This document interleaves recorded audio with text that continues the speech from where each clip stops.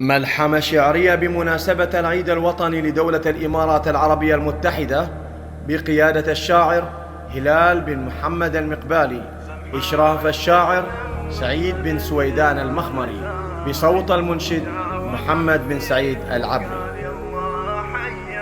سمحان سلم مقصد ديار زايد، وجاوب حفيد وقال يلا حيه، حبك يا زايد كل يوم يتزايد، لو غبت تبقى سيرتك دوم حيه، يا مرحبا وحييت يا خير قايد، الشيخ محمد للإمارات ضيه، الأصل واحد والغلا في تزايد، مسقط لدار أبو ظبي جاذبية، ما بيننا قرب وتراث وعوايد، زادت محبتنا مخوة وحمية، وافي لشعبه والوفا سمت سايد، قايد تبادر به عزوم قوية، الوقت صدر التلاحم شهايد،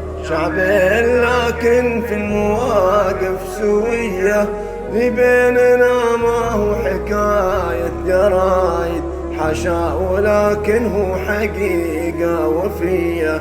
وفي ينطقي يا حل القصايد، الإمارات وعمان أغلى هدية، أنتقي واصوغ جزلات الفرايد، أبو خالد قايد الدولة الأبية، سلام يا صقر العروبة والعوايد، محمد بن زايد على نهج الوصية، الدم واحد والأصل والعقايد، لما تفرقنا حدود وهوية، أبو ظبي ومسقط لبس قلايد، وهيثم عانق محمد خويه، سلامي من الكويت لدار زايد، دار الكرم والنخوة واهل الحمية، على دار زايد عسى العيد عايد، والرياض تبعث لهم أغلى تحية،